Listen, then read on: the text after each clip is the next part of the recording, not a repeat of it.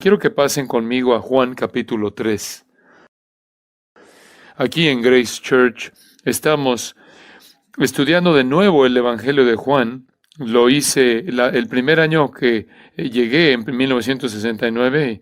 Ahora estoy de regreso, ahora con cierta profundidad, debo añadir. Y estamos disfrutándolo muchísimo aquí el Evangelio de Juan. Y recientemente hemos estudiado el capítulo 3 y creo que esa es la razón por la que le impactó a la gente la manera en la que lo hizo de una manera fresca y dinámica, y se me sugirió que sería útil para ustedes. Permítanme ver si puedo hacer algunos comentarios preliminares para preparar el contexto. Quiero que caminemos juntos a lo largo de este pasaje. Quiero que veamos este pasaje no como una audiencia, sino como un estudiante. Quiero llevarlos a lo largo del proceso de exponer un capítulo, de entrar a las profundidades de él y entender sus riquezas. Al mismo tiempo, no solo es un ejercicio de hermenéutica o un ejercicio de exposición. Quiero darles quizás un entendimiento fresco de la obra del evangelismo, porque al final del día la iglesia es responsable en el mundo de cumplir la gran comisión, ¿no es cierto? Esa es la razón por la cual estamos aquí.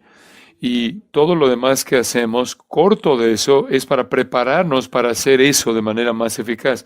Todo lo que se lleva a cabo en la iglesia a manera de pastores y maestros, evangelistas, para perfeccionar a los santos, es para que los santos puedan hacer la obra del ministerio, para edificar al cuerpo de Cristo, para llevarlos a la semejanza de Cristo y después hablar la verdad en amor y que sea creíble por las vidas que viven. Entonces todo se reduce a evangelismo. Entonces creo que hay tantos malos entendidos del evangelismo.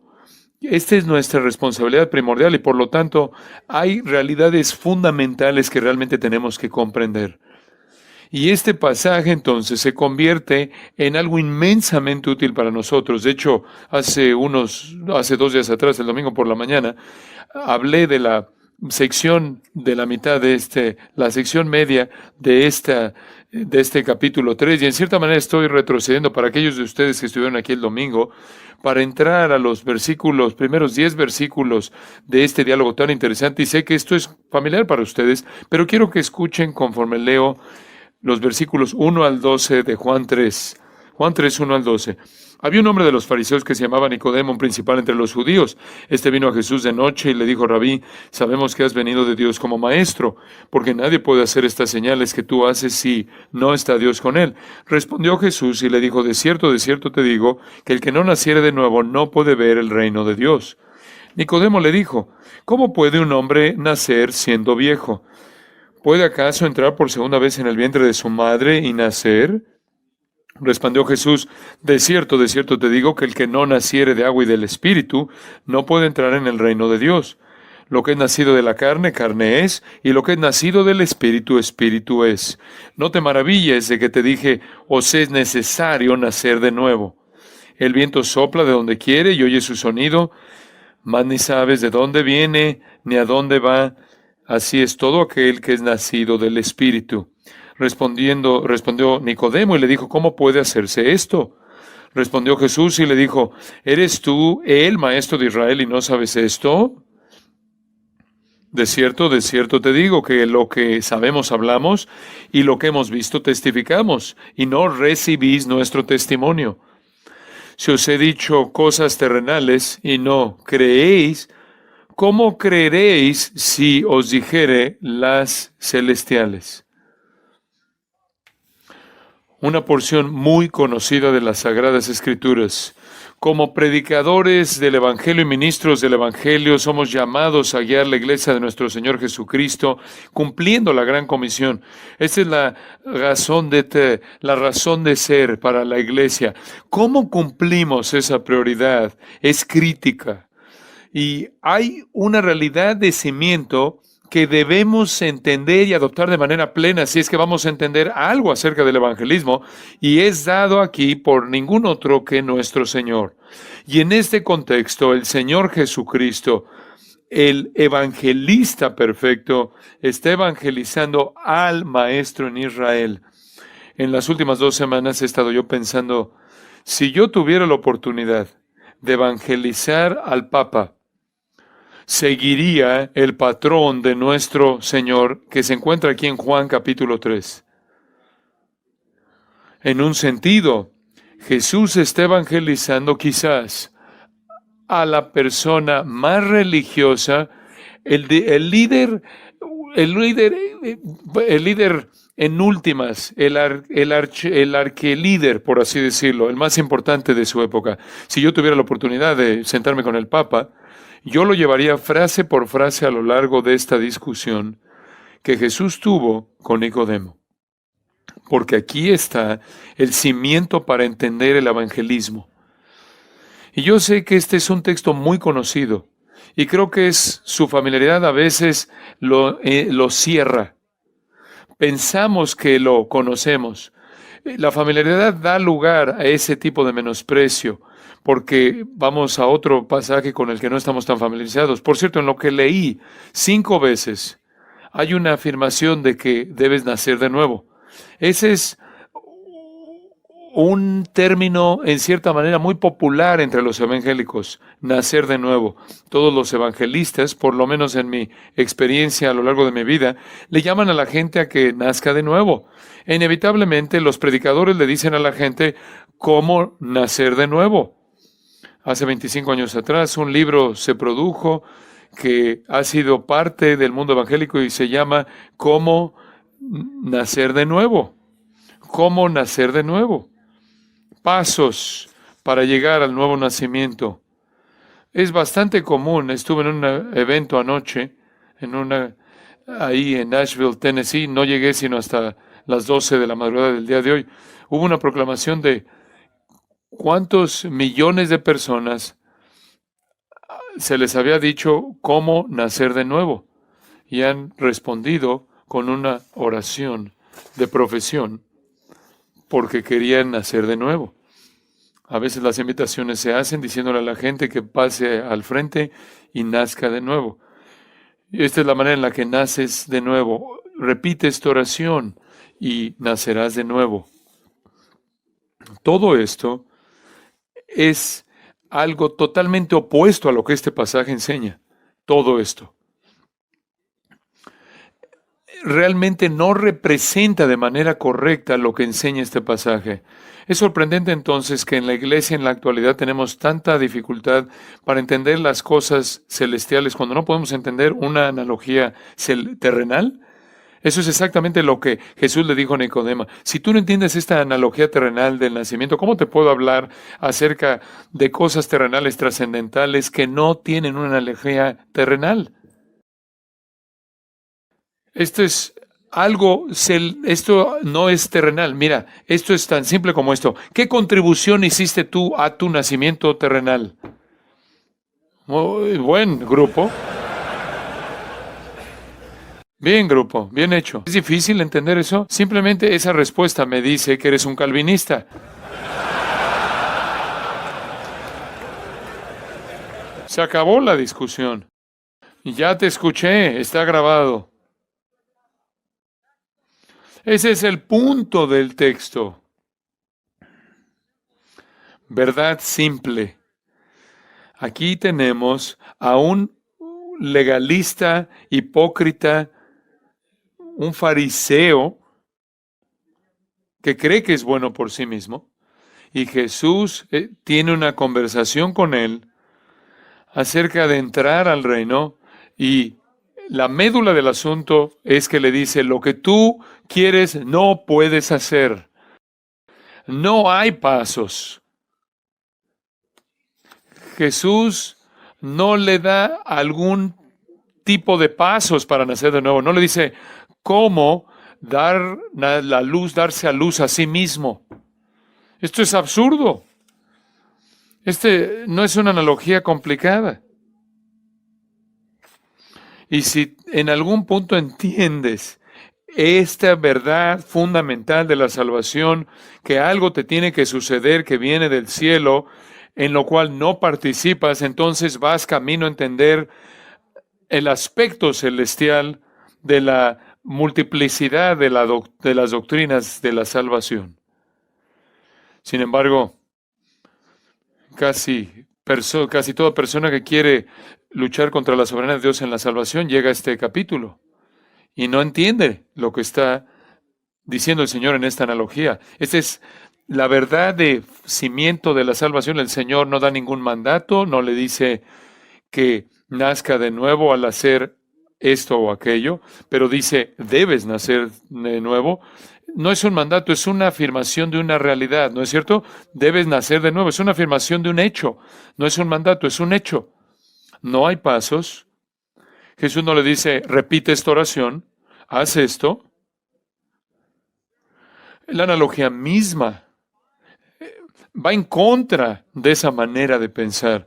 El punto de esta analogía es que algo debe sucederte en lo cual tú no tienes ninguna contribución que hacer, en lo cual tú no participas. ¿Qué papel jugaste en tu nacimiento físico? Ninguno. ¿Qué contribución hiciste a tu nacimiento físico? Ninguno. Esta es la idea. Nuestro Señor escoge su analogía con mucho, mucho cuidado. Para que alguien venga y se le ocurran pasos para nacer de nuevo es absurdo. A la luz de la analogía que nuestro Señor escogió, Él pudo haber escogido cualquier otra analogía, pero escogió, como siempre lo hace, la analogía perfecta para expresar que la única manera de entrar a su reino, la única manera de poseer vida eterna, la única manera de ser perdonado y escapar al infierno e ir al cielo, es que Dios lleve a cabo una obra en tu vida en la cual tú no participas. Esta es una obra divina. Naces anothen, nacer de arriba, literalmente.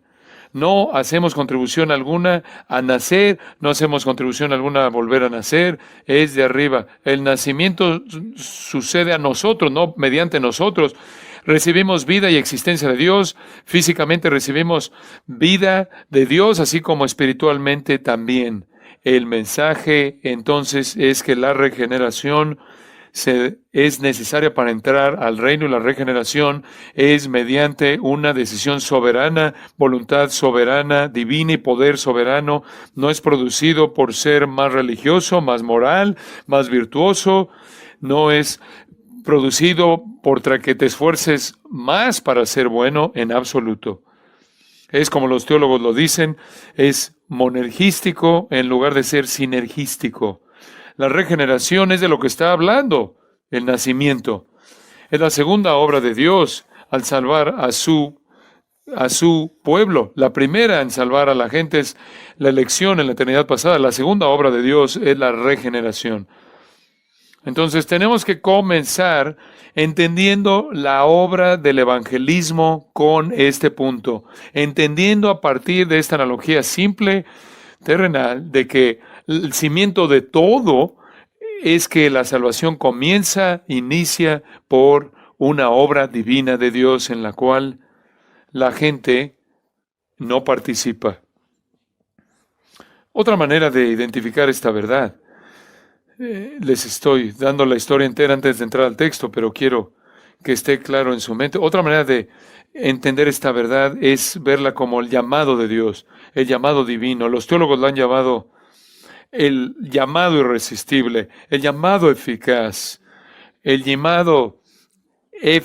en esencia es prácticamente el decreto divino de que para que los muertos nazcan, lleguen a vivir. Esta es la obra divina por parte de Dios en la cual Dios hace que el pecador muerto llegue a la vida. Romanos 8:30 dijo, al que Dios llama, justifica, al que justifica, glorifica. Esa es la obra de Dios.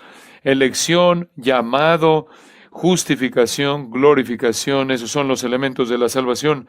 Ni siquiera puedes entender las realidades celestiales de la glorificación, la elección, a menos de que entiendas la analogía terrenal del nuevo nacimiento o del nacimiento.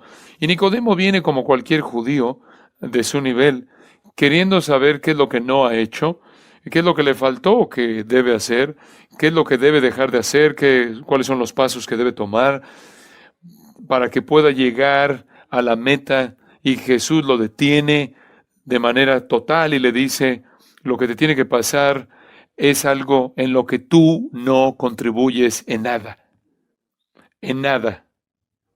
Ahora, con eso, en cierta manera, como contexto o trasfondo, veamos el texto y vamos a dividirlo en tres partes. La preocupación del pecador, la palabra del Salvador, la obra del Espíritu. La preocupación del pecador, la palabra del Salvador y la obra del Espíritu. Hay mucho que está pasando aquí, pero veamos el aspecto evangelístico de este pasaje.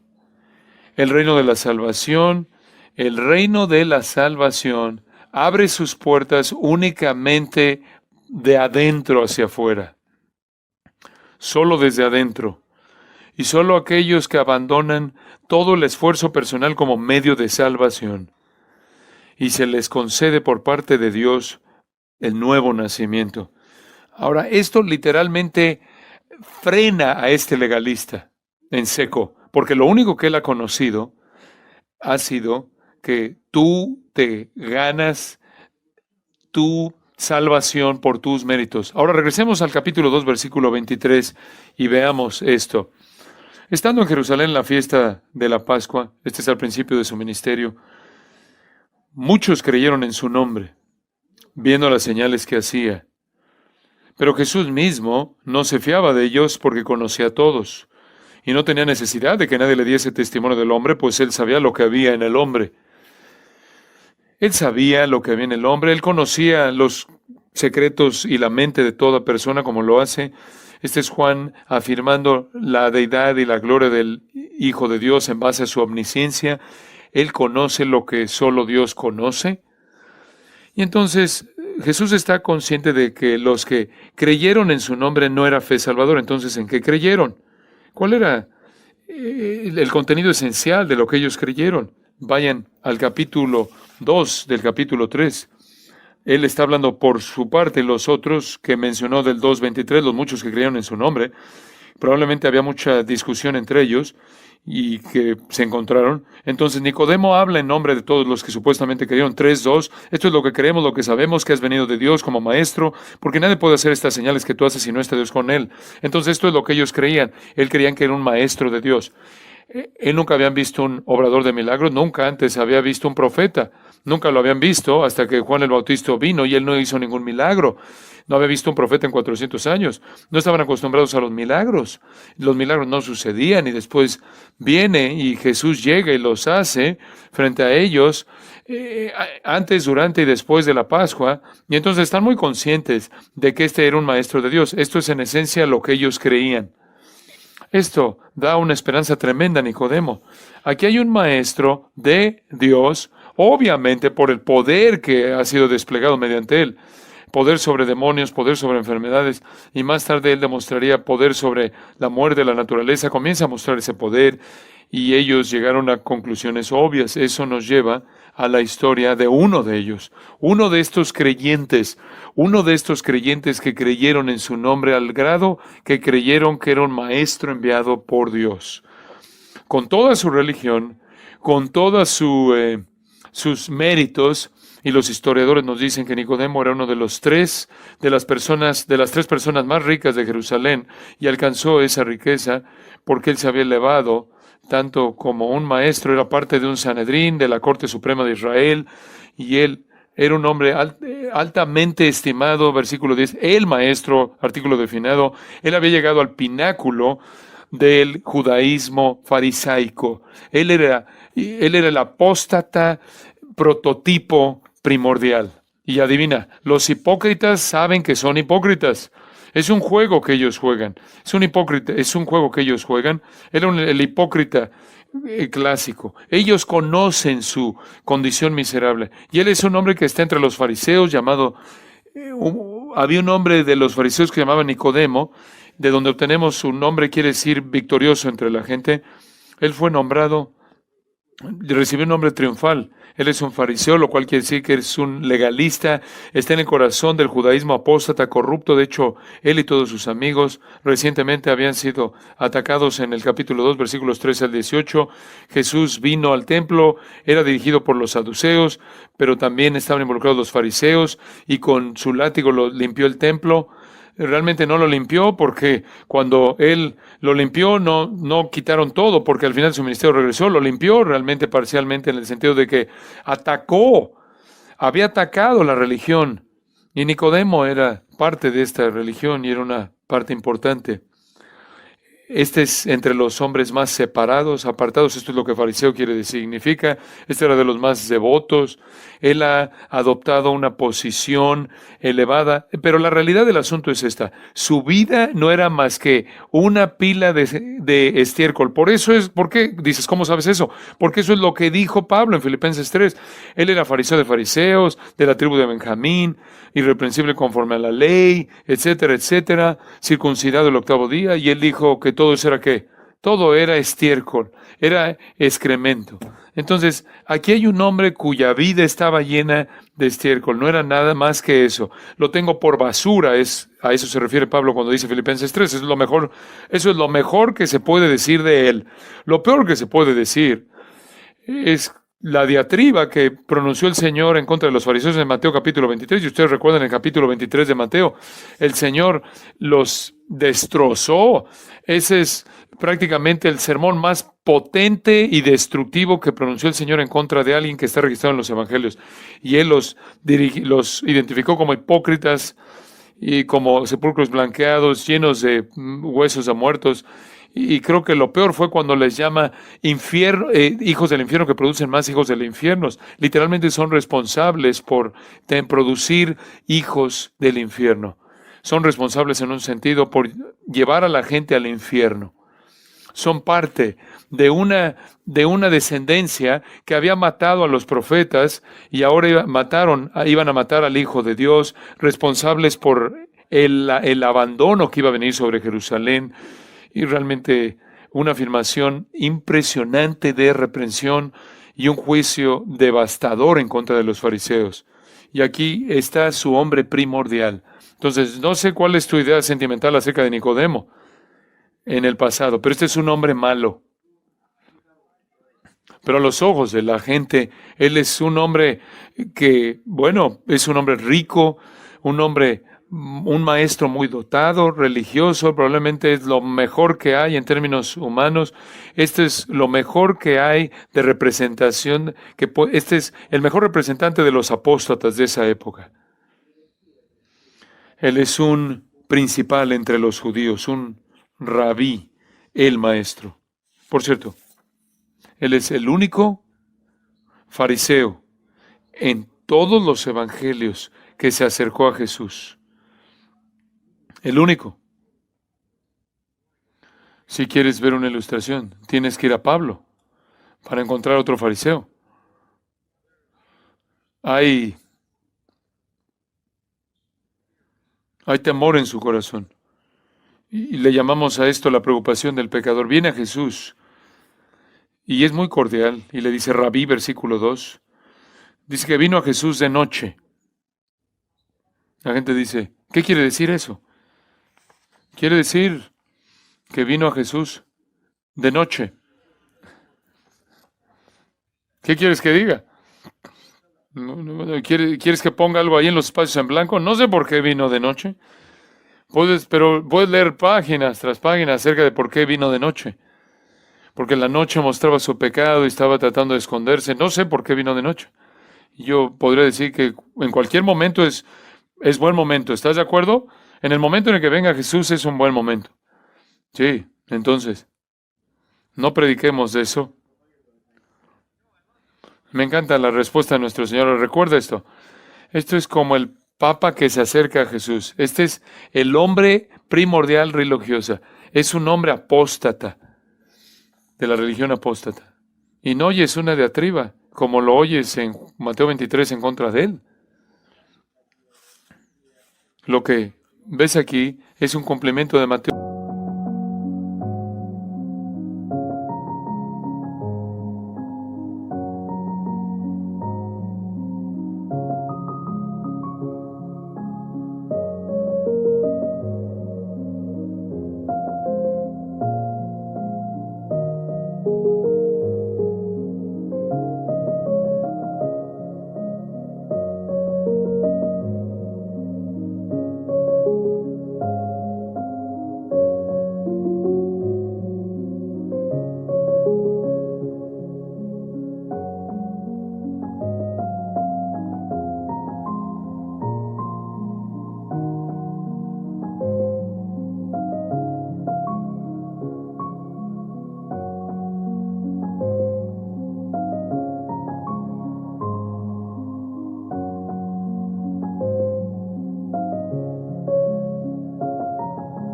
12:20, ¿te acuerdas?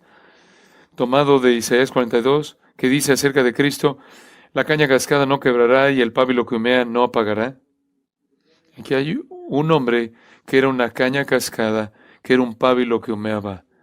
La luz de su vida era muy baja, había temor, preocupación, ansiedad. Hay una cortesía, una expresión de cortesía aquí, le dice a Jesús, Rabí. Él sabía de qué significaba, porque esa palabra se usaba para referirse a él. Y él reconoce que es un maestro que viene de Dios. Dios lo reconoce como Dios, que él viene de Dios. Y en su mente, él está pensando, bueno, quizás puedo encontrar la respuesta aquí. He llegado al pináculo de la religión. He llegado a la cúspide. Soy un hipócrita y lo sé. Lo sé. ¿A dónde voy? ¿A dónde me vuelvo? Aquí hay un hombre que es de Dios. Quizás él sabe qué más necesito hacer. Y esta es la razón por la que él viene. Ahora, los fariseos tenían algunas cosas a su favor. Ellos creían en el decreto divino, creían en la responsabilidad moral, en la inmortalidad, creían en la resurrección corporal, en los ángeles, en las recompensas eternas, en el castigo. Pero también creían que en sus rituales, ceremonias, en su moralidad, y creían que eso los iba a llevar al reino de Dios, sus propias obras. Eso es lo que él creía. Y claro que él era parte de un grupo de 6,000, hasta donde podemos saber, 6,000 nada más, que habían caminado por el camino menos pisado, pero en su corazón hay una ansiedad profunda y temor. Porque él sabe que hay un juicio. Él sabe que él va a rendir cuentas en términos morales, pero es un fraude como todos los hipócritas siempre lo saben. Esta es la preocupación del pecador. Este es el temor de Nicodemo. Y después llegas a los versículos 3 en adelante a ver la palabra del Salvador. Y esto es tan claro, tan simple. No sé cómo podemos malinterpretarlo. El Señor realmente no le pone atención aparentemente al saludo. Y por cierto, este es un relato algo críptico, porque Nicodemo desaparece y ya no lo vemos reaccionar. El Señor sigue hablando hasta el versículo 21, pero créeme que en esa podemos saber que lo que tenemos aquí, esto es una condensación del diálogo que tuvimos. Seguramente esto siguió por horas en esa noche. Él temía que con toda su ritual y toda su moralidad externa y con toda su conducta externa, él temía que estaba fuera del reino de Dios. Y él tenía la razón. Y Jesús ignora el saludo. Y por cierto, ¿cómo sabía Jesús que este era el punto de fondo? Porque en los versículos 23 al 25, ya lo vimos en el capítulo 2, él sabía lo que había en el corazón del hombre, entonces leyó su mente. Y versículo 3 respondió Jesús y le dijo, de cierto te digo. Por cierto, esto se usa 25 veces en el Evangelio de Juan. Esta es información nueva para la religión judía. Están oyendo la verdad, lo que es cierto, en medio de una vida entera de oír mentiras. De cierto te digo, que el que no naciere de nuevo no puede ver el reino de Dios. Él sabía lo que había en su corazón. Él sabía que Nicodemo tenía temor profundo de que no estaba en el reino de Dios, y él deseaba estar en el reino de Dios, el reino de la salvación, en la vida eterna.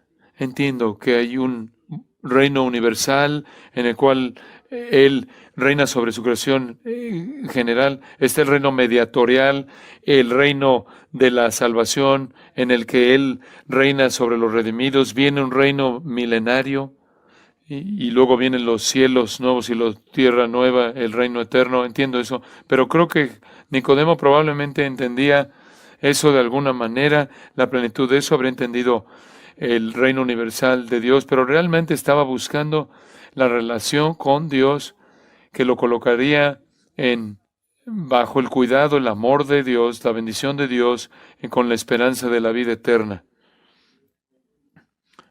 la esfera espiritual en el cual estuviera bajo la protección, bendición de Dios y provisión y bendición de Dios. Él tenía un lugar en el judaísmo, un lugar muy elevado. Pero aunque sabía eso, no satisfacía su corazón. Tenía a Abraham como su padre. Eso no satisfizo su corazón, porque él temía que no tenía lugar alguno en el reino de Dios y su padre no era Dios. No era mejor, escuche esto, no era mejor que un pagano inmoral. No era mejor que un pagano inmoral. Su religión no le ayudaba más que el animismo le ayudaba a algún pagano. Jesús dice, de cierto te digo, que el que no naciere de nuevo no puede ver el reino de Dios. Esa no es una invitación, ese no es un mandato, esa es una afirmación, una declaración de un hecho, de una realidad. La religión a su nivel más alto, el judaísmo en su punto más alto, la adoración del Dios de Abraham, Isaac y Jacob, el Dios que es el creador. La religión, aún inclusive el judaísmo, está totalmente y completamente y absolutamente alejada, es totalmente, absolutamente inútil, es ineficaz, no sirve de nada, absolutamente nada, es inútil. Las palabras de Jesús devastan, destruyen de una vez por todas cualquier tipo de idea de devoción religiosa moral del hombre. Todo se reduce a cero, sin significado alguno. Es estiércol. Esta es una afirmación devastadora. Toma toda la religión del mundo y no es mejor y no es más útil que si fueras Christopher Hitchens y murieras maldiciendo a Dios como un ateo.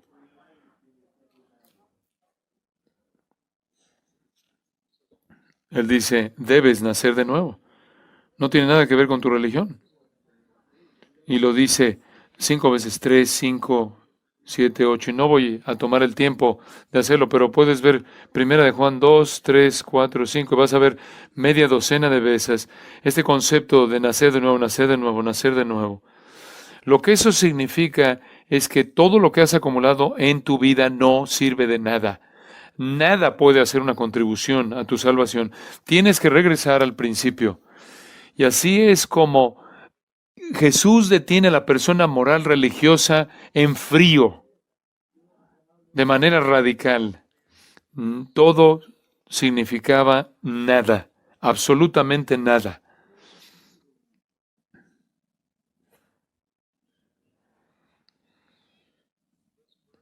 Este nacimiento no es alcanzado por los hombres, ¿se acuerdan del capítulo 1? Versículos 12 y 13. Mas a todos los que le recibieron, a los que creen en su nombre, les dio potestad de ser hechos hijos de Dios, los cuales no son engendrados de sangre, ni de voluntad de carne, ni de voluntad de varón, sino de Dios. Por cierto, creer y la fe siguen a la regeneración. Creyeron porque fueron nacidos de Dios. El hombre, sea que sea religioso o no religioso, sea un sacerdote o un ateo, sea un papa o una prostituta, está separado de Dios, muerto en pecados, y no le puede ofrecer nada a Dios que contribuya a su salvación. Absolutamente nada. Todas sus obras son obras muertas. De hecho, el hombre religioso quizás, quizás termina mal, termina alejado permanentemente de Dios porque él pisa la sangre del pacto. Entonces, esta es la verdad de la regeneración. Cuando evangelizamos a alguien y dice, bueno, ¿qué necesito para ser salvo? ¿Cuál es la respuesta? Repite esta oración, toma estos pasos. La primera respuesta que Jesús le da a un hombre es, no hay nada que puedas hacer. No hay nada que puedas hacer. Necesitas nacer de arriba. Algo te tiene que suceder. Esta es la verdad de la regeneración. Está por todo el Nuevo Testamento. Está por todo el Nuevo Testamento. 1 Pedro 1, renacidos por la palabra de verdad. Romanos 6, Efesios 2, por todos lados. Pero permíteme mostrarte un pasaje que presenta una perspectiva clara en Santiago 1, Santiago 1:17.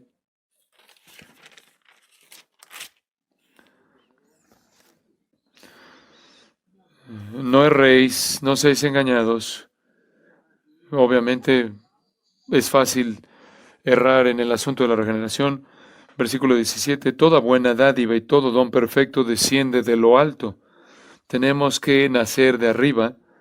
Aquí está el paralelo mismo. Esto es tanto inclusivo como comprensivo, incluye todo. Toda buena dádiva, todo don perfecto desciende de lo alto, del Padre de las luces, en el cual no hay mudanza ni sombra de variación. Este Padre de las Luces era un título judío en referencia a la creación de la luz, porque hay todo tipo de cambios y sombras en la muerte, en la vida. Rota, por ejemplo, la tierra, parte está viendo el sol, parte está en oscuridad. Esto es parte de nuestra experiencia humana. Varía, pero cuando hablamos de Dios no hay variación. Él es luz todo el tiempo. Simplemente es definido así. No hay cambios con Dios. No importa desde qué ángulo lo veas, ves lo mismo. Y después procede a decir esto. Él, de su voluntad, nos hizo nacer. Él, de su voluntad, nos hizo nacer. Él nos dio nacimiento. Él nos dio a luz. Él nos dio vida. Y ahora puedo regresar a Juan capítulo 3. Entonces, este es simplemente uno de muchas escrituras que hablan de la regeneración. Siendo soberana, milagrosa, es una obra de Dios. Y llegamos a la respuesta de Nicodemo en el versículo 4.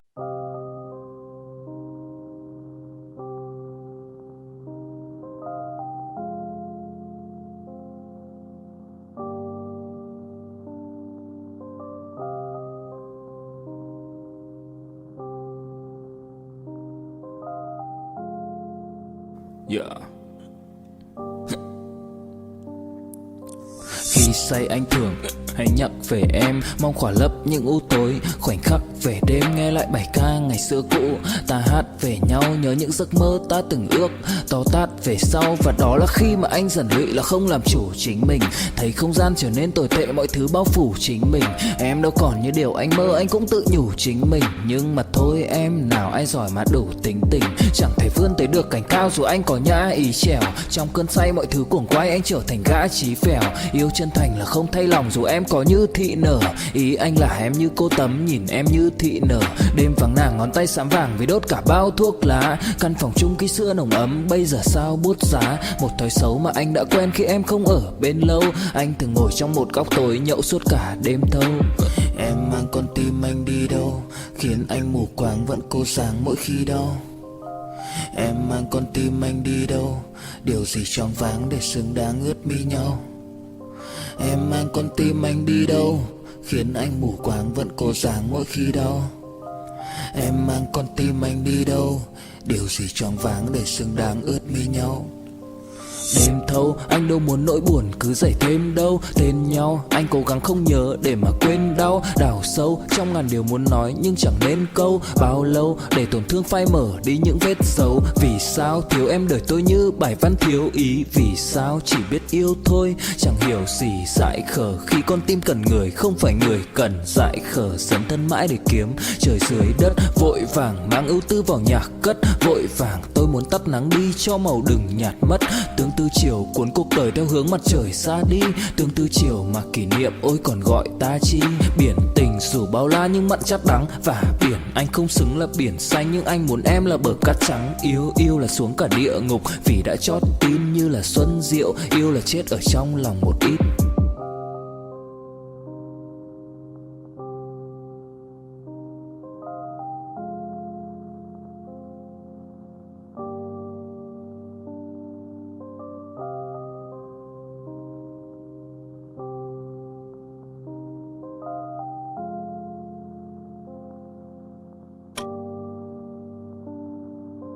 4, Nicodemo le dijo, ¿cómo puede un hombre nacer siendo viejo?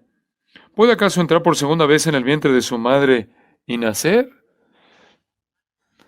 Esa respuesta por parte de Nicodemo creo que ha sido mal representada muchas veces. Nicodemo, él puede ser el mejor de los fariseos. Él no llegó a ser el mejor de los fariseos porque no entendía la analogía. Te prometo algo. Él pasó su vida entera como rabino, hablando como rabino. Eso era lo que hacían los rabinos. Hablaban con analogías. Hablaban de la idea de la ilustración. Si ves la literatura rabínica, habla en términos de ilustraciones, ilustraciones de palabras. Él es la vida, esto es la vida para él. Él lo entendió. Él lo entendió. Él sabe exactamente de qué trata la conversación. Él no le dice a Jesús, oye, ¿de qué estás hablando? Él sabe que había leído su mente y él entendió la analogía en un sentido del nacimiento. Entonces él hace 12 preguntas. ¿Cómo puede un hombre nacer siendo viejo? ¿Puede acaso entrar por segunda vez en el vientre de su madre y nacer? Simplemente está respondiendo diciendo, lo que tú estás sugiriendo en tu analogía es que para entrar al reino es imposible para mí. Correcto. Correcto. Él lo entiende. Él entiende la analogía. Tú me estás diciendo que no puedo hacer nada para entrar en el reino. Es correcto. ¿Entiendes cómo esto prácticamente voltea de cabeza su vida? Este es Pablo en el camino a Damasco. Por primera vez se da cuenta de que todo era excremento, estiércol. Él entiende la analogía mejor que cualquier evangélico, aparentemente. Es muy claro. Es una analogía simple terrenal.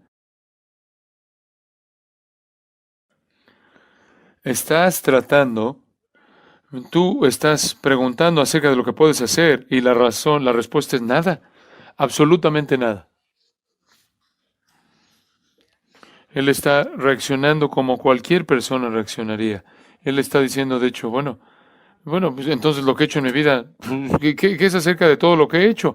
¿Qué hay acerca de toda la moralidad, el ritual, las ceremonias? ¿Qué hay acerca de todos los sacrificios que he ofrecido? ¿Qué hay acerca de toda la gente que he enseñado? ¿Qué hay acerca de todas las veces que le he dicho a la gente acerca del Antiguo Testamento y los he llamado a adorar a Dios? ¿Qué hay acerca de todo eso? ¿Qué hay acerca de toda la bondad, de la idea de la bondad? ¿Qué hay acerca de todas las limosnas que di, de toda la ayuda que ofrecí? No sirve de nada. No sirve de nada. Esto es nuevo. Esto es nuevo. Esa es la razón por la que Jesús le dijo, de cierto te digo, estoy yendo por primera vez en su vida, que Dios tiene que llevar a cabo una obra en su alma, una obra de creación, como su nacimiento humano, al cual no hace contribución alguna.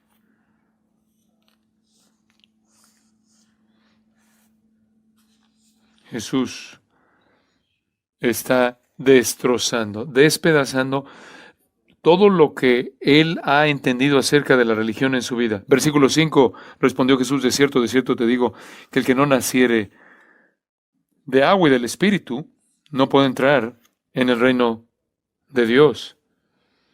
Oh, agua y el Espíritu. ¿Qué significa eso? Bueno, has oído muchas explicaciones de eso. Agua se refiere al nacimiento humano y espíritu al espíritu a nacimiento espiritual. No es como lo interpreto en inglés. Llamamos el agua se rompe, por ejemplo, cuando a una mujer se le rompe la fuente, pero eso no es una expresión judía. Algunas personas piensan que esto es bautismo y es una noción popular, pero Nicodemo no habrá entendido nada acerca del bautismo cristiano, porque el bautismo cristiano no comenzó hasta que la iglesia comenzó.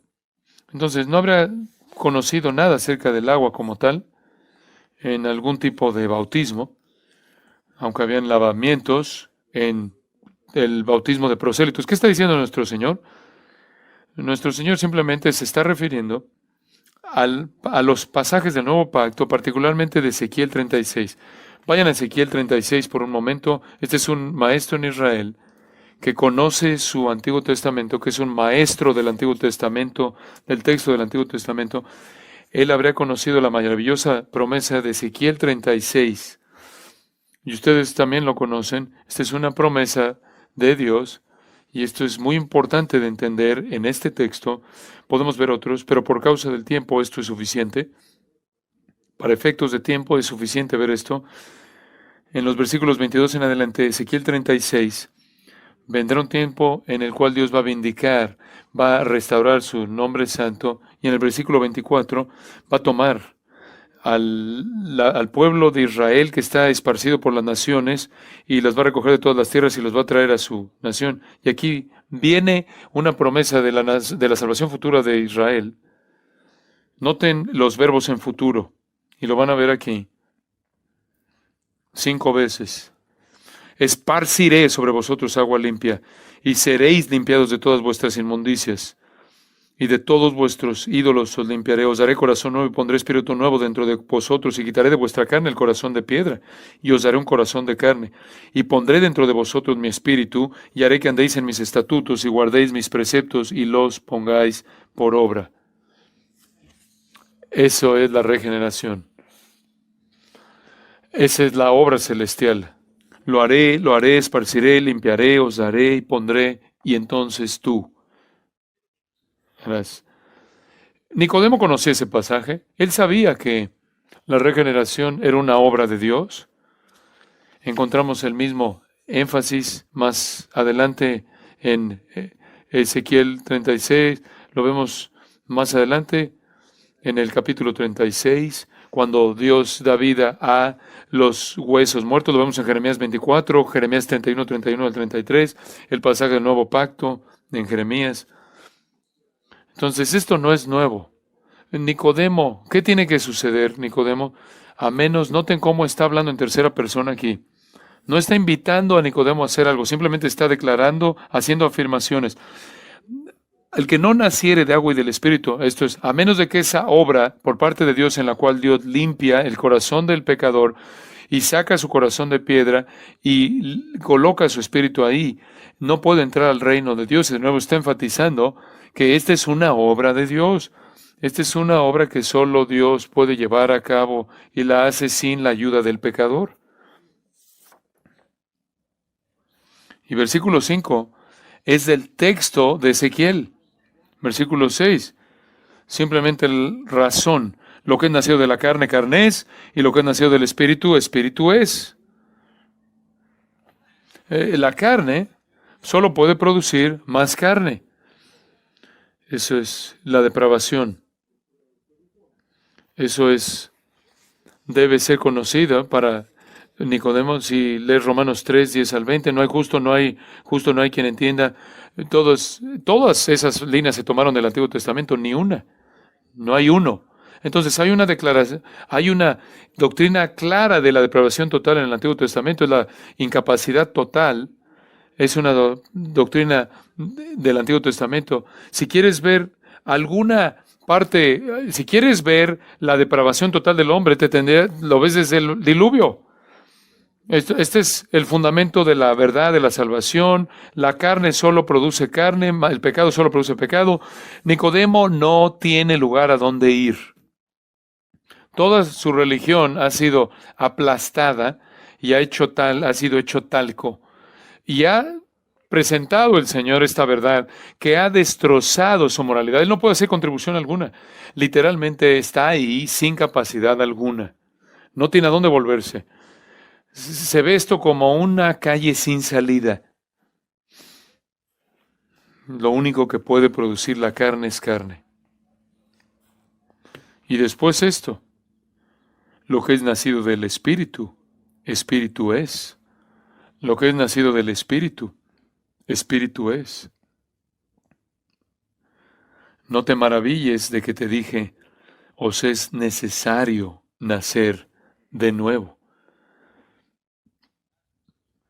Lázaro no se pudo resucitar a sí mismo.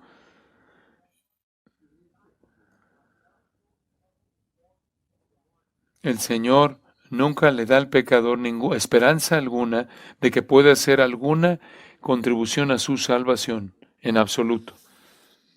Y tú entiendes que este es el legalista clásico. Este es el ejemplo perfecto del legalista. Ahora, esto es tan instructivo para nosotros conforme evangelizamos. Tenemos que detener al pecador para que entienda su incapacidad, su falta de esperanza. Entonces, no es sorprendente que el Señor Jesús en el versículo 7 dice, no te maravilles de que te dije, esto solo puedes producir carne, o sea, es necesario nacer de nuevo. O sea, es necesario nacer de nuevo. Es necesario que nazcas del Espíritu. Entonces vemos la preocupación del pecador en los primeros dos versículos y luego vemos la palabra de el Salvador hablando de la regeneración, que es una obra de Dios. Y después, en tercer lugar, ves la obra del Espíritu. La preocupación del pecador viene después con la palabra del Salvador y viene a continuación la obra del Espíritu. Esto es impresionante ahí en el versículo 8. El viento sopla donde quiera y oyes su sonido, mas ni sabes de dónde viene ni a dónde va. Así es todo aquel que es nacido del Espíritu. ¡Qué declaración! En contraste a decir, así es como debes nacer de nuevo, mira, repite esta oración, repite estas palabras, estos son los pasos para nacer de nuevo. Jesús le dice, no estás en control de esto. Así como tú no puedes controlar el viento, tú no puedes mandar al viento, no puedes mandarle al viento que venga ni despedirlo. El viento sopla de donde quiere y oye su sonido, mas ni sabes de dónde viene, ni a dónde va. Y así es todo aquel que es nacido del Espíritu.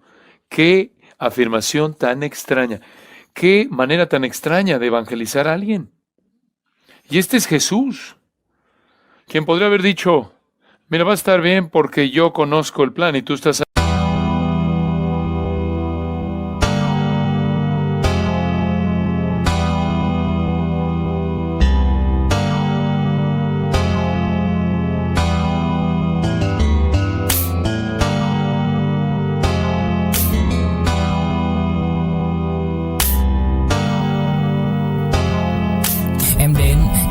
Cách em đi qua cái khẳng lãng mạn như thi ca khiến anh chẳng nhớ được gì cả, chỉ chút vội vã anh ghi và anh không biết được là đôi mình còn gần bên nhau bao lâu nữa. Nhiều lúc anh nghĩ hay thôi mình có lẽ là đừng yêu nhau nữa, vì cãi vã nhiều quá anh mệt lắm, chia tay nhiều quá anh mệt lắm, tất cả ở em đều mệt lắm. Nhưng rồi thời gian cũng hết năm, em thì vẫn ở đó, vẫn nắm chặt tay, vẫn kể môi sát môi. Anh thì vẫn như vậy, vẫn nghệ sĩ nghèo chỉ có lời hát thôi. Em à, người ta mất nhau trong 2 tuần và ta xa nhau cũng 2 lần. Anh không có phải thằng khờ, cũng biết trái tim đâu đó đã phai dần. Phải cần một sự liều lĩnh để thấy mình còn luyến thương nữa không. Mình sống với nhau như vợ chồng, những tình thế này thì chưa giống. Bài nhạc anh viết vẫn chưa xong, liệu rằng ngày đó có đến trước. Dành khi người mới còn chưa mong, như anh từng là người đến trước. Khi đắng, khi ngọt, hạnh phúc song hành như chén thuốc. Em à,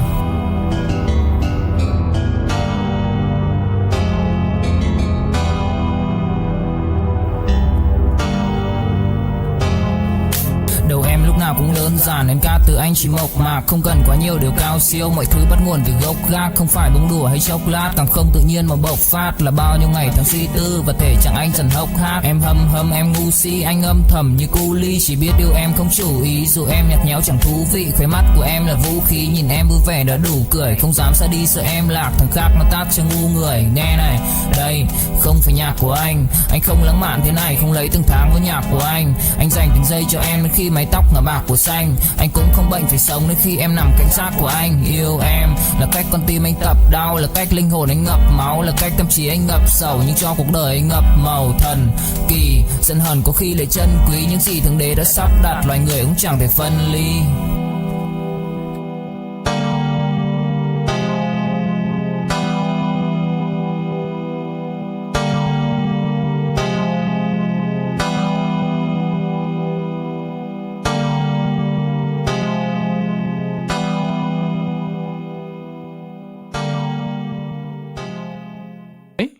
Tú estás adentro.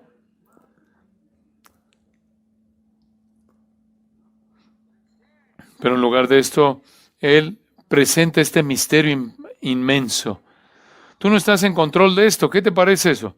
La próxima vez que un pecador ansioso se te acerca y le digas, tienes que nacer de arriba, y esto es 100% una obra de Dios, de gracia soberana, en base a su amor predeterminado, establecido sobre ti desde antes que el mundo empezó, fue fundado. Este es solo que Él lo va a hacer, y Él lo va a hacer cuando Él lo quiera hacer.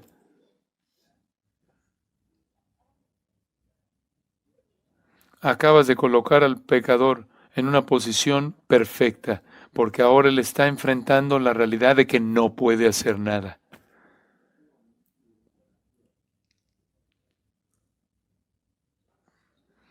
Todo es la obra del Espíritu. El Espíritu convence de pecado, de justicia y de juicio. El Espíritu produce arrepentimiento. El Espíritu produce fe.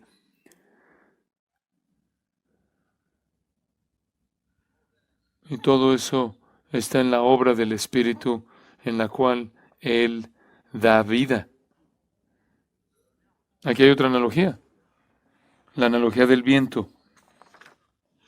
Este es otra analogía terrenal. Te estoy dando una analogía simple. El viento es invisible, el viento es irresistible, el viento es incontrolable, el viento es impredecible, el viento no está sujeto a los mandatos o deseos humanos, por lo tanto, y más bien así es la obra del Espíritu Santo. ¡Qué declaración! Nicodemo, en este punto tiene un dolor de cabeza teológico. En el versículo 9 dice, respondió Nicodemo y le dijo, ¿cómo puede hacerse esto? Todo lo que él ha conocido ha sido volteado de cabeza. ¿Cómo? Ni siquiera ha llegado a aceptar la verdad de la depravación, ciertamente no de la regeneración, del nuevo nacimiento, a la cual no puede hacer contribución alguna. Quiero decirles que esto es simplemente, este es un genio espiritual perfecto, colocando al pecador en una posición en la cual él no puede hacer nada. Y Jesús le dice, ¿sí? ¿Eres tú el maestro de Israel y no sabes esto? Él no entendía que esta es la manera de entrar en el reino. Él entendió la analogía, pero él no entendía que esta era la manera de entrar al reino. Tienes que trabajar en eso. Bueno, ¿cuál fue el veredicto final en esta conversación? Versículo 11. No recibes nuestro testimonio. Por cierto, el pronombre ahí es plural, es para ti y el resto de los fariseos y la nación. Y después versículo 12. Si os he dicho cosas terrenales, te di una analogía del nacimiento, te di la segunda analogía del viento, y no creéis. ¿En qué creía? Él creía que era un maestro. Jesús era un maestro enviado por Dios, porque nadie podía hacer lo que él hacía, pero él no creía que la manera de entrar en el reino era algo a lo cual no podía contribuir en nada, y simplemente había sido extraído de un sistema de salvación por obras.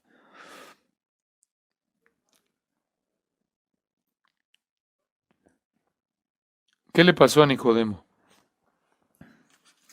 Pasen a Juan 7.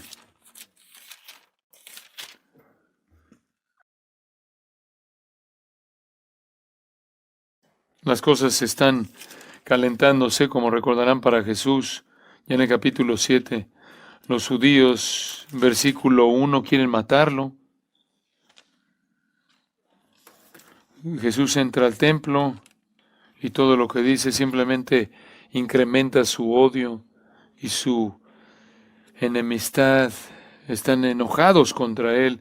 No tenemos tiempo de verlo, pero vean el versículo 40. Entonces algunos de la multitud, oyendo estas palabras, decían, verdaderamente este es el profeta. Otros decían, este es el Cristo, pero algunos decían, ¿de Galilea ha de venir el Cristo? ¿No dice la Escritura que del linaje de David y de la aldea de Belén, de donde era David, ha de venir el Cristo? Hubo entonces disensión entre la gente a causa de él, y algunos de ellos querían prenderle, pero ninguno le echó mano. Los alguaciles vinieron a los principales sacerdotes y a los fariseos, y estos les dijeron, ¿por qué no le habéis traído? Los alguaciles respondieron, jamás hombre alguno ha hablado, porque como este hombre. Entonces los fariseos le respondieron, ¿también vosotros habéis sido engañados? ¿Acaso ha creído en él alguno de los gobernantes o de los fariseos? Oh, nadie ha creído. Entonces Nicodemo no es un creyente aquí, pero, versículo 50, les dijo Nicodemo, el que vino a él de noche, el cual era uno de ellos, ¿juzga acaso nuestra ley a un hombre si primero no le oye y sabe lo que ha hecho?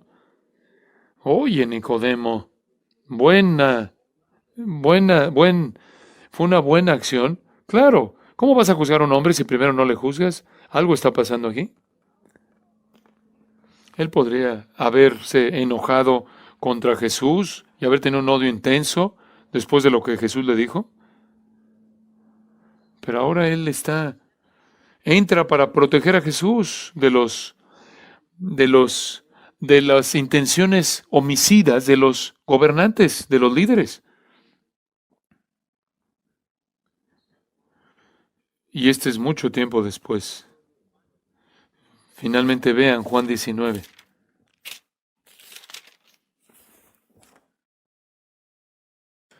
Versículo 38. Después de todo esto, José de Arimatea, que era un discípulo de Jesús, pero secretamente por miedo de los judíos,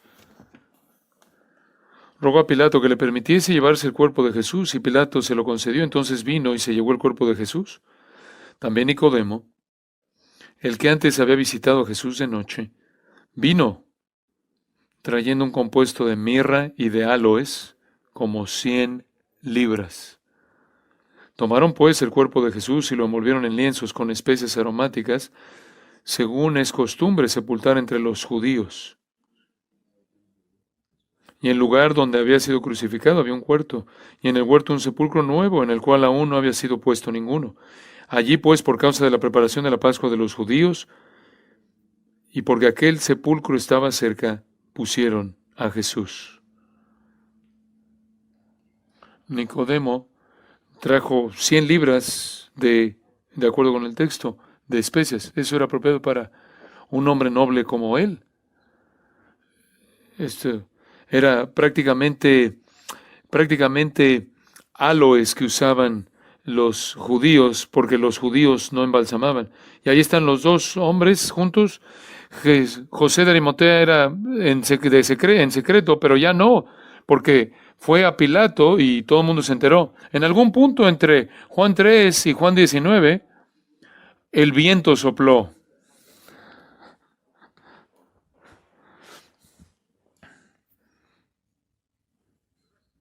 Y el resto de la historia.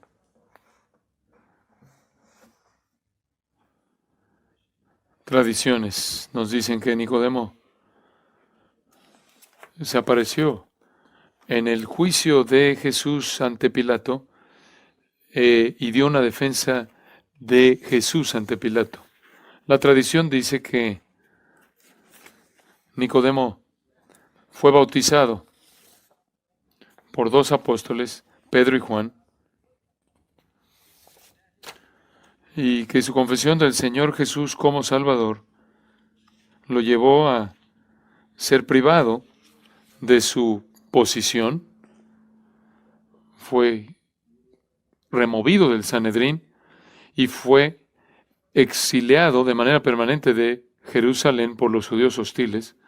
Fue reducido junto con su familia hasta el punto de que llegó a la pobreza a tal grado que hay una maravillosa historia acerca de que su hija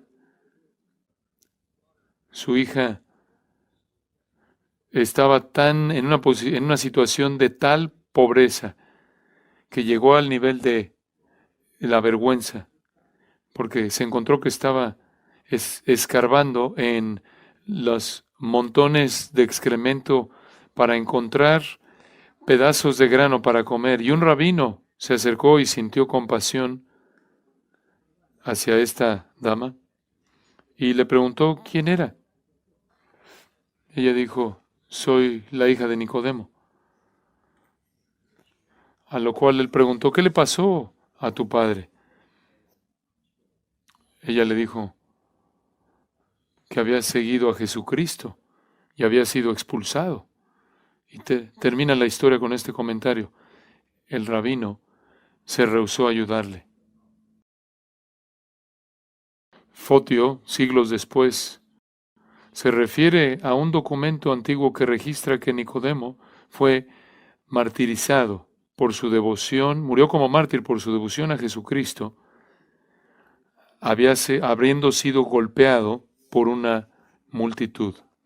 No estoy seguro acerca de esos detalles, pero puedes obtener la historia genuina cuando llegues al cielo. Entonces, ¿qué puede hacer el pecador? ¿Qué puede hacer el pecador? El resto del capítulo dice, cree, cree, porque el pecador no puede creer sin regeneración. ¿Qué puede hacer un pecador? Cuando prediqué esto durante semanas, terminaba cada sermón diciendo, ¿qué le vas a decir a un pecador? ¿Puedes pedir? ¿Puedes pedir? Dios, ten misericordia de mí, soy un pecador. ¿No tienes el derecho? ¿No has cumplido, alcanzado algún mérito que te coloque en una posición en la que le demandas algo a Dios? ¿Puedes pedir? Estuve sentado junto al lecho de muerte de un joven, de un hombre que por 25 años estuvo metido en la homosexualidad, y hablamos de esto, y me dijo, tenía SIDA, y me dijo, ¿qué hago? Y me dijo, pide, y me dijo, ¿puedes pedir por mí? Y yo le pedí a Dios que le diera vida. Eso es lo que podemos hacer, es lo único que podemos hacer. Juan 3:37 dice, el que a mí viene, nunca le echaré fuera. Juan 6:37, Jesús mismo dijo, pedid y ¿qué? Se os dará.